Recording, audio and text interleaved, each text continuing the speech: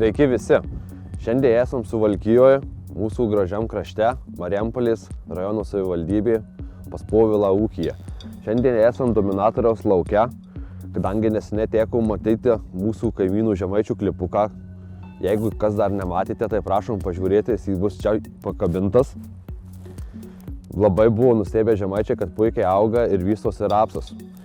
Iš daugelio žmonių atsiliepimų pernai ir už pernai metų nusprendžiau aš šiemet pamatyti ir parodyti, kaip Suvalkijos krašte atrodo Dominatorius.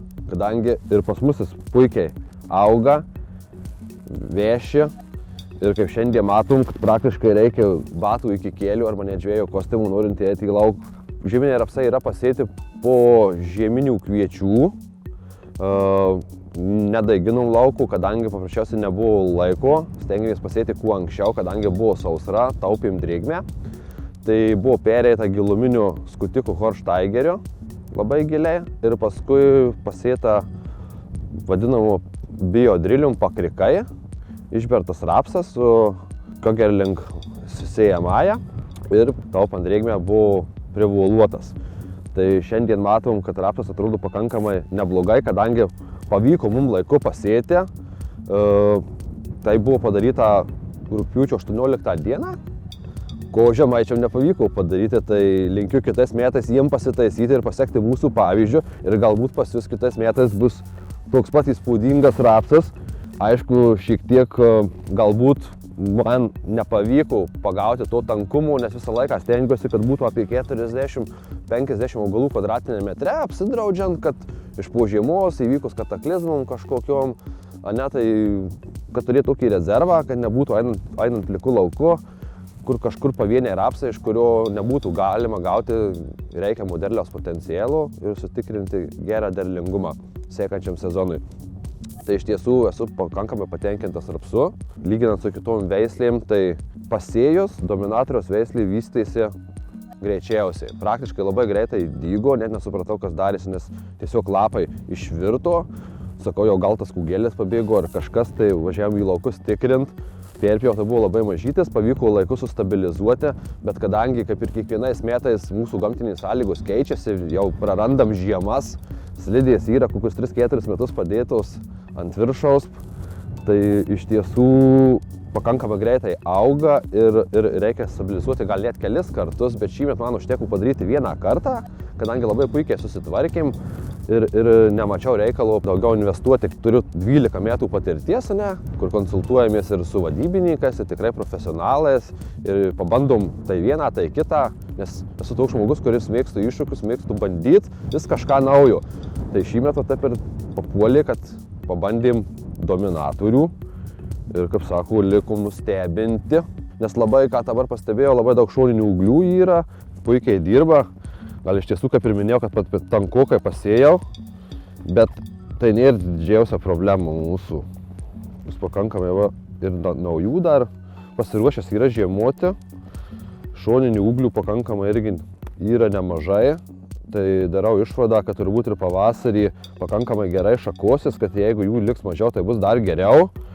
Sprendžiant iš šitų įsivystymų rapsų, tai turbūt būtų galima bandyti sėti 45 cm eilutėmis, kas dabar populiarėja. Tai išrodo kelis pavyzdžius, kad įsitikint, kaip iš tiesų yra svarbu sėjos tankumas. Tai vienas yra iš retesnės vietos, kur sėta šiek tiek gal mažiau, tai yra automatiškai ir šaknis truputį storesnė ir daugiau šoninių šakų paleista.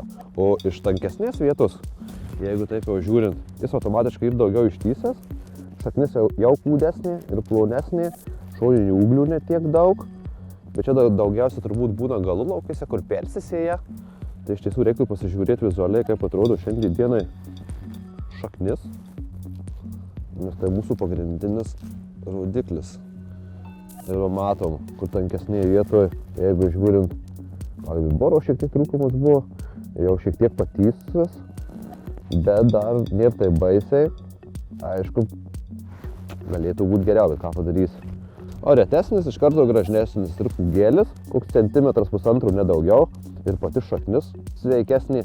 Štai ką reiškia tankumas, yra labai svarbu. Nepersistenkit, nes kai peržiemoje, jeigu lieka labai didelis tankumas, rapsų derliaus potencialo didelio negausime, kadangi pagrindinis derlius tai ir ne iš viršūnių, iš šoninių ūglių gaunasi. Tai suformuos 70% derliaus potencialo. Tai jeigu pretenduom į didelį derlių, tai iš tiesų reiktų stengtis pasėlį išlaikyti retesnį, galbūt, ypač hibridinė veislė. Tai ir kūgėlis bus tvirtesnis, ir šaknis bus tvirtesnė ir geresnė, ir žiemos tvirčiau, ir derliaus potencialą suformuosite didesnį. Kas jie linijinės, tai gal tie gali saulėti didesnį tankumą dirvoj, nes tų šoninių ūglių pas jį tiek nebūna. Tai atkreipkite dėmesį ir, kaip sakau, jeigu nepasimokot iš savo klaidų, tai pasimokykite svetimų. Girdėjau, kad žemaičiai labai gyrėsi, kad pas juos ant priesmėlingų žemių labai puikiai auga šitą veislį, tai iš tiesų ir pas mus gal tokių žemių yra, bet nėra taip labai jau daug. Šitam lauke, kuriame dabar esam, vyro priemolė, sunkus priemolė, tai kaip matom, pas mus ne ką prastesnis dominatorius irgi pakankamai gerai dominuoja nei kitos veislės. Tad kviečiu kitais metais pasižiūrėti pavasarį, kaip mūsų šita veislė peržiemų Suvalkijos krašte. Laukiam jūsų patirčių iš kito Lietuvos krašto, iš Aukštaičių ir Dzūkų. Iki kitų kartų.